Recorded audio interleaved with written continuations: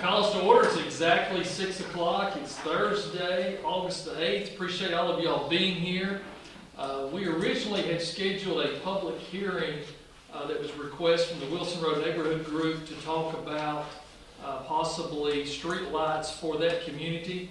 The leadership in that community continued to work together and look at different ideas of how they can fund that project. So we had a lunch meeting with them, I guess it was last week, and the leadership of that group asked us to postpone and hold off on any hearings as they work through some opportunities to find other ways to fund those projects. So per their request, we have removed that from our agenda tonight, so there will not be a public hearing this meeting or the next meeting this month for that, and we're just waiting to hear back from that group of how they want to proceed or what their desires are going forward. So moving on to our regular business, if you'll bow with me, I'll lead us in our invocation, please. Dear gracious Heavenly Father, we just come before you today, and Lord, we just thank you for all of your blessings. Lord, just thank you for our county and our state and our country. Lord, we just ask you to protect our servicemen and women around the world that work so hard every day to protect our country. Lord, we just pray for our national leaders and give them wisdom and guidance. And Lord, we just thank you for our county and everyone that is part of Walker County, and what a great county that we live in. And Lord, just thank you for all that you do for us. Lord, we just come before this meeting time, Lord, and just ask for your hand on this meeting, and ask that everything said and done here tonight will honor and glorify you as we come to do the business of the people of Walker County. And Lord, we just ask you to give us a great meeting time and give us safe travel home. In your name we pray. Amen. You'll stand with me. We'll pledge the United States flag and then to the Georgia flag. I pledge allegiance to the flag of the United States of America and to the republic for which it stands, one nation, under God, indivisible, with liberty and justice for all. And our Georgia flag. I pledge allegiance to the Georgia flag, to the principles for which it stands, wisdom, justice, and moderation. Thank you so much. You can be seated. Okay, we did have some agenda packs out front and also a sign-in sheet. So if you did not sign in tonight, please do so before you leave, so we'll have a record of that. There's a sign-up sheet out there out on the X-ray machine when you come in. In the packets that were provided are the minutes from our prior meeting. We had a regular scheduled meeting on July the 25th, 2019. Those of you that were here, or if you've reviewed these minutes, anyone have any questions, concern, or issues with these minutes? Hearing none, we'll sign these into our record.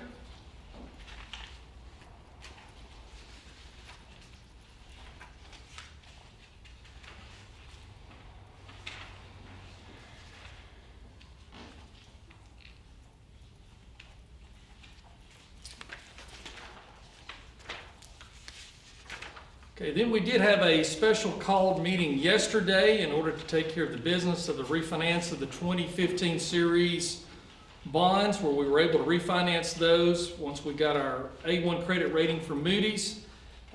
We were able to lower the interest rate from 5.12% down to 2.64%, and this shortened the term of that loan by about 4.5 years and saved the taxpayers a little over $3.9 million on that refinance. So it was a great day for the citizens of Walker County to be able to get that accomplished. So we'll sign these minutes into the record as well.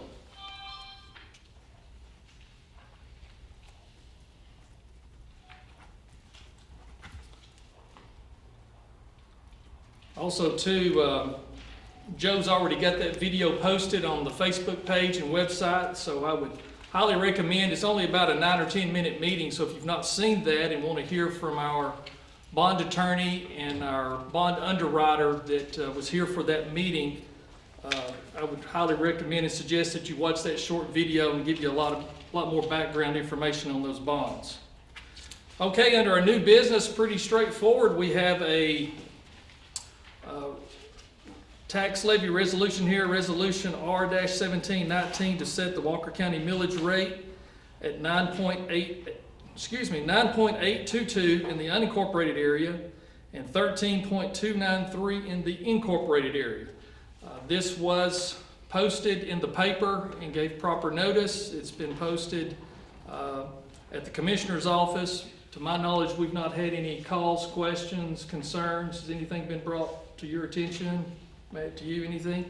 Does anyone have any questions or concerns with the setting of this millage rate? Yes, sir. What kind of increase is that from the millage rate we had? It's actually pretty much a flat. It's a little bit of a decrease, but our goal was to try to maintain and keep the millage flat. So there's no increase. It's just a slight decrease. Good question. Anything else? Ms. Walker, I'm sorry, yes. Ms. Walker, do you have anything else on this, or Terry, anything? Anything to add? Okay, yes, sir. Now, what was the reason why the decrease in the millage rate? The way the millage rate system works, it's a moving target every year based off the assessment values and all. And so our goal has been, once we set the millage rate in 2017, we had to go up about 2 mills. And our goal going forward is to try to maintain consistency and keep it as flat as possible. It's a very complicated system, and it's a very frustrating system, to be quite honest. And so we were able to keep it as flat as we could without raising the property taxes on the taxpayers in Walker County. Anything else? Okay, we'll sign this resolution to actually set the unincorporated rate at 9.822 and the incorporated rate at 13.293.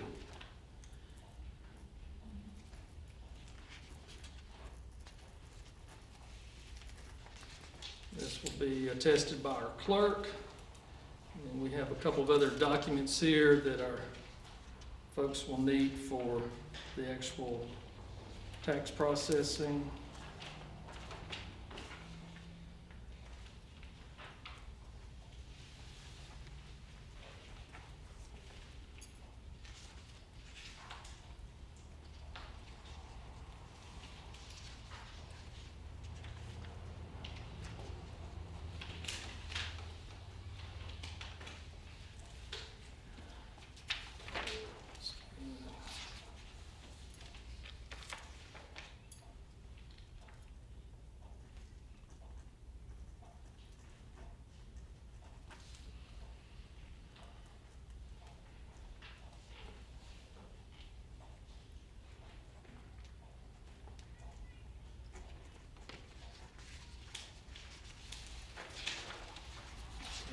All part of the advertisement, the affidavit that we did publish that in the paper. Shannon, may I ask one more question on Yes, that sir. issue? When the taxes went up after you come in office, and we had the Erlanger problem with the guarantee that we had, or that preceding commissioner had signed, how much did that go up? Well, it was two different, okay, it was two different things. You had the millage rate on the property, and then we had a special tax district for the Erlanger fee, for the public health facility fee was the legal name of it. But we refer to that as the Erlanger fee. And that was $140 based off of every $100,000 of assessed value. So if a person had a $100,000 piece of property, it was $140 as an example. If their property assessed for $200,000, it was $280, or fractions thereof if they were at different assessed values. So we first thought we were going to have to collect that over 3 years, but we were able later, about 6 months later, was able to negotiate about a $2 million reduction, getting them to forgive the interest and attorney fees and court costs in the rear, and also going forward for 3 years. So that reduced the amount we needed to raise. Our collection rates were much stronger than we had anticipated, and so we were able to sunset that after 2 years of collection. So that will not be on anyone's 2019 tax bill. That's 100% gone off the tax bill. And I appreciate that, and I appreciate your effort on that. Now, the millage rate before that increase, before you came in office, and the millage rate now, what's the difference in the millage rate before and the millage rate now? Okay, and be happy to also provide you a copy of this, but one of the things that's required by the state is a 5-year history, and this is also advertised in the newspaper to be in compliance. And so you've got the unincorporated rate in 2016 was 7.838. In 2017 and 2018 both, it was 9.838. And then in 2019, it's going to be 9.822. So we increased 2 mills exactly on the unincorporated from 16 to 2017.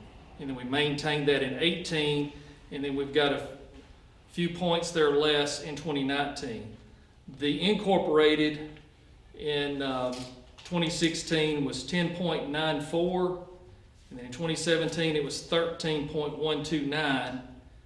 This year is going to be 13.283. Last year it was 13.330. So this gives a real good summary and shows all of the different categories and all. We'd be happy to get you a copy of that. Okay, any other questions on that? Good points. Okay. All right, that officially, no, wait a minute, I've got one more thing. I messed up there.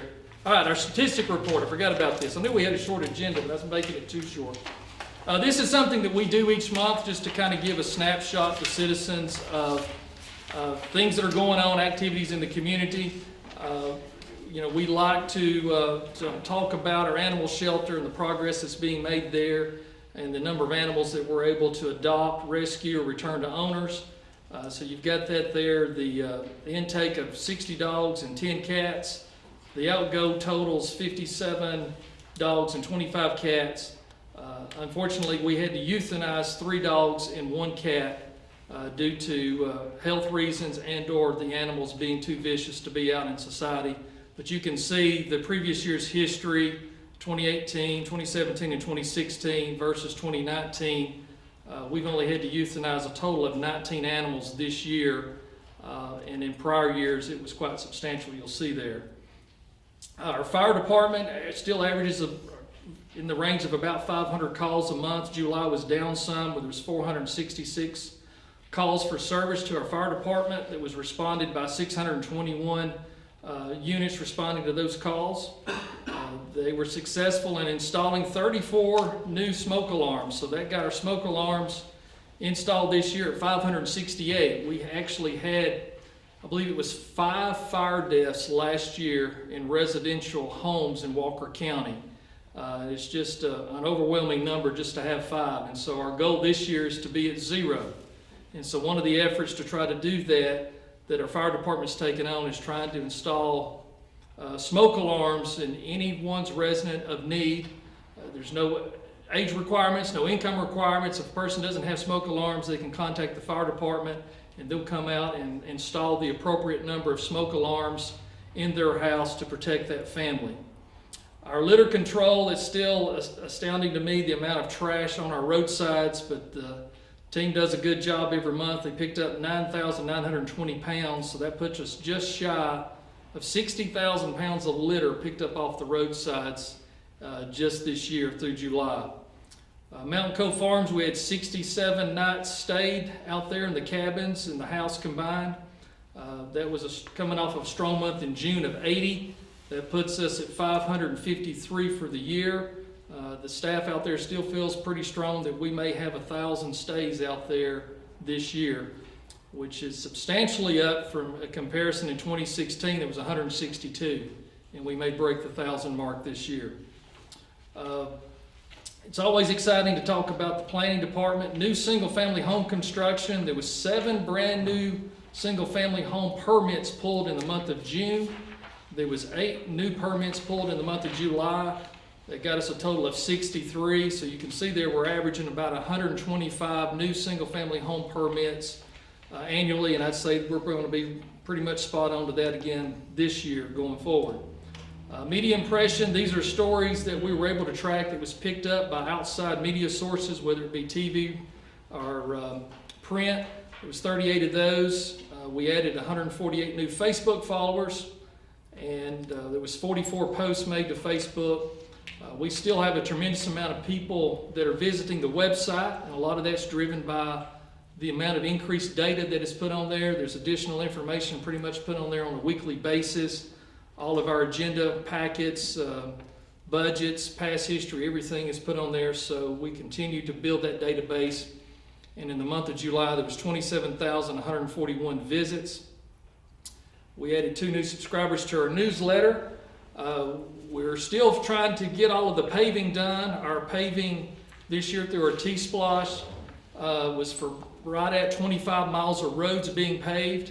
I'm not sure, have not gotten an update. I don't know if they have finished South Dick Creek Road over in the West Murchie Valley yet. Joe signaled to me they have finished that road. That road alone was one of the worst roads in our county, and that road was just a little over 6 miles long. And so that's a big benefit to get that done, and they'll be moving up to Dry Valley Road, up on the north end will be the next road to get paved this year. But we still had to patch 741 potholes. So I know there's still ones out there we haven't got to yet, and they seem to prop up on us every week, but there's 741 potholes that were patched in the month of July. Our transit department still handles a lot of transit trips. There's 2,408 unique transit trips of individuals that are using our transit system, which is very important for our community. Now, that officially enters our time of open discussion. Yes, sir. Ain't there some way that we can create a program to educate the public about throwing trash on the road, how much it costs, the impact, and also signs? We need signs, and I don't know if you got them down there at the county department or not. We need no litter signs. I've got a place up there on Smith Road, and there's stop signs at West Cloud Springs and on Smith Road, and they stop there in that trailer park up the road there. They unload their car right there. And now there's a sign on up there on top of the hill that says "Do not litter" on the sign. But we do need to educate people to the point that they will not be throwing stuff on the road. In front of my house, I've got receipts, names and everything, phone numbers and everything. And I've called the sheriff's department. And the sheriff's department will not do nothing about it, although they've thrown their trash out on my front yard. And I gotta go out there every day. When I go to my mailbox, I usually pick up 2 or 3 things. And when I come to this meeting, somebody throws something out there in front of my house. So this is a real problem. We need to do something about it. We need to have some signs. I believe Costeuse County has signs over there, you know, that they give out to the public, and they can put them in their yard or close to their yard or whatever. But we need to do something about that. I agree. That makes our county look trashy big. It really does, and I couldn't imagine what our county would look like if we wasn't picking up trash every month. It would be just absolutely horrible, but it's a real chronic problem, and I know talking with other counties across the state, everyone's battling this problem, and it seems to be, unfortunately, a generational problem.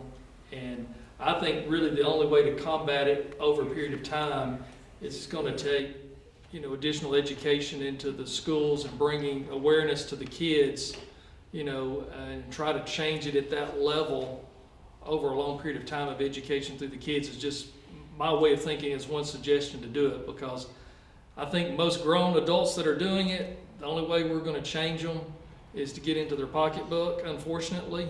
That's right. That's why I turned that in. Yeah. If the sheriff department had just called, I called some of them, and told them to come get their stuff. They didn't do it. Yeah. But anyway, if they just called, that would scare them enough that they would think anyway before they throw something out the window that had their name on it. Yeah, absolutely. I agree. All right, well, that ends our official business. At this time, we'll open up the podium if you want to come forward And we do ask you to keep your comments limited to 5 minutes or less. And we ask you to keep your comments focused on Walker County. We can't fix the national or the international problems, unfortunately, here tonight.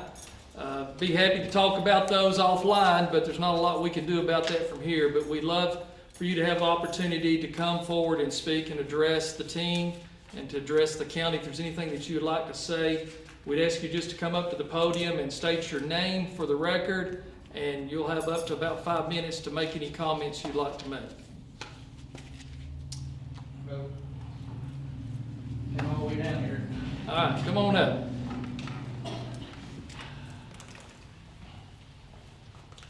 My name's Mike Parent. Live on Mary Agnes Drive, right off of Wilson Road, which is about as far north in the county as you can get. The first thing I heard about was the lighting for Wilson Road, which when I first heard about it, what little I heard about it, I thought this is a joke, right? There's only a certain few of us who are going to be targeted to light up a street that we don't even live on. And then all of a sudden I started hearing more, and I said, maybe this is not a joke. You know, where did this committee come from? So my thing was, I was kind of not in favor of it at all. Because Wilson Road is pretty much lit up by the businesses. But the biggest thing I thought they could focus on was a sidewalk, say from the intersection of Salem Road to just past the elementary school. Because more times than what, even Friday, I was leaving my street and there was a woman pushing a stroller. Well, what's there on the side of the road is just gravel. Well, she's in the road. It was at 4 o'clock in the afternoon pushing a stroller. And there's a lot of people walk their kids to the elementary school. To me, if there's a grant or something that could put something in place, because that would be on the west side of Wilson Road. Because that's pretty much when they put the ditch in, concrete, there's enough room there for a sidewalk, but it was never put in. But the other thing that I had was there at the elementary school, there's 3 signs that tell you you're entering a school zone, but not one to tell you when you're at the end of it. Okay. Because I come down that road every morning and afternoon, and no sooner than I get past coming south, I've had cars actually pass me, which technically they're still in the school zone, but there's no sign to tell them when it ends. They just think, hey, I've passed the school, I'm good. Yeah, that's a good point. We can correct that very easily. Yeah, I thought, you you know, bringing because that to our attention. I told some others and they said, well, I never really paid attention to that. I said, yeah, today I come in, you've got one sign that says school zone 25 mile an hour. Right behind it, you got the flashing sign that says school zone 25 mile an hour. Then about 30 foot past that sign, it says school zone. But as you go on down, there's nothing that says end of school zone. Okay.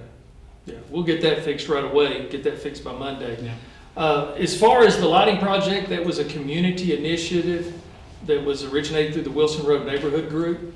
And so they meet on a periodic basis, have a leadership team, and they actually approach the county about doing a special tax district to be able to fund that project. They've had a couple of community meetings up there at the elementary school. There was probably 40 to 50 people at each one of those meetings, and then they've had continued conversations about those projects. I know I've heard conversations about sidewalks and things. So Yeah. there's some others here tonight that have been actively involved in that, and I'm sure they'll probably reach out to you after the meeting to have further discussions with you. But at this time, the county is just in a position of waiting to see what the community wants to do, and they may be able to find solutions to do it without the county government being involved at all. Well, that's one of the things, you know, when I first heard that those parcels would be subject to a tax on your property tax, my first thought was, okay, if they have a list of people that signed in a petition, I said, are those names strictly property owners? If it's going to affect just property owners, which I am, I don't want anybody else having to say so on my property tax. Yeah. Yeah. So I don't, you know, because I know there's a lot of trailer parks that are down through there and, you know, rental places, but that was one thing I was kind of concerned about, that somebody's going to decide what I'm going to pay on my property tax. You know, I thought, well, okay, if you're going to light up the streets that lead into Wilson Road, I thought, well, that'd be all right. But for me to light up Wilson Road and I not benefit from it on my street, I thought, no, I can't do that. Okay. Well, we appreciate your comment, and I'm sure there's a couple of people that reach out to you tonight before you go, so Thank you. thank you very much for coming and speaking.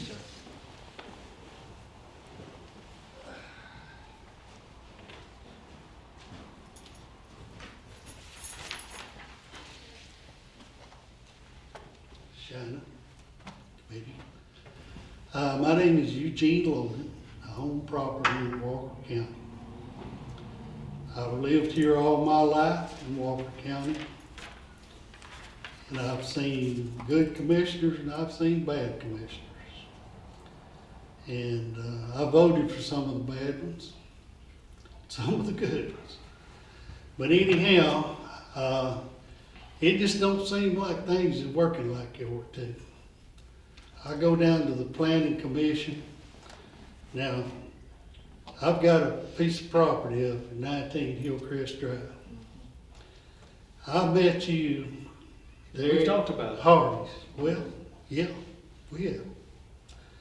And you come over and sit down at my table, and I appreciate that, and we went over this situation up there, and you right now know what the situation is.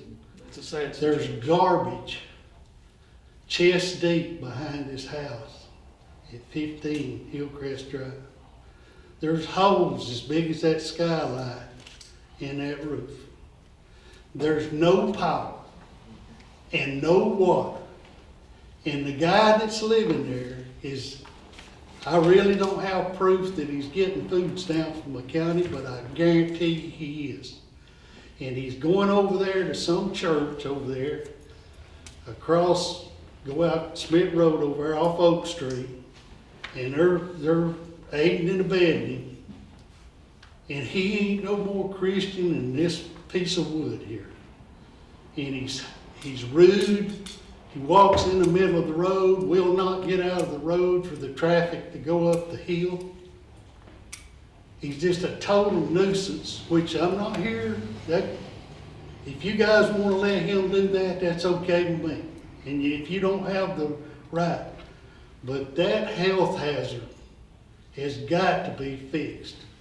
And I don't want to come down here to the meeting. I don't want to disrupt anything. I want to get along. I want to be a good citizen. And I am a good citizen. And I take care of my property and see that it's well maintained. And if you give me your cell phone number, and boy, that really impressed me. But the problem was, every time I've called you, I never have got a return. And now, all I get is my box is full and I can't take no more messages. Now, what's that about? Well, we can talk a little more offline and I can give you some more insight on that. But you and I both know that situation up there, with that individual, there's some real issues that he deals with. And that's been the problem. Yeah, So- but he don't own that property. But if you can help us figure out where we can get him help or what we can do with him, that's our hurdle. Yeah, you can send an end loader up there. Let me tell you what I done. This ain't a new problem. My aunt used to live in the house that I inherited and I rented out now. I went up there with my tractor that's got an end loader on it and my dump truck. And I loaded 2 loads. First load I took over to the dump. And I told him, I said, this is old, this is not garbage, this is old. It's just sitting there with water in it. It's tin cans though, it's, technically house trash. Well, they wanted to triple my fee at the dump. I'm paying for the dump to put this stuff over there, to clean it up for the neighborhood. And they tripled it. And I said, well, look, if you're going to do that, I'm just going to back out of it. So I pulled my equipment out and left. But my renters up there, and them people on the hill too, they can't even walk in their yard for being attacked by mosquitoes coming out of them tin cans and bottles and stuff behind that house. And he's been dumping in there since the 90s. Yeah, he's a hoarder. And the people that own that house, he don't own that house. His cousin owns that house, and he was living in North Carolina, and we actually got a hold of him at one time. And he come in here, and I talked to him. And I told him if he'd straighten Paul out and everything, then fine. Because I don't want to be hard on nobody, unless I have to be. Will they take him in? Who? Shoot, cousin? no, they ain't gonna take him in.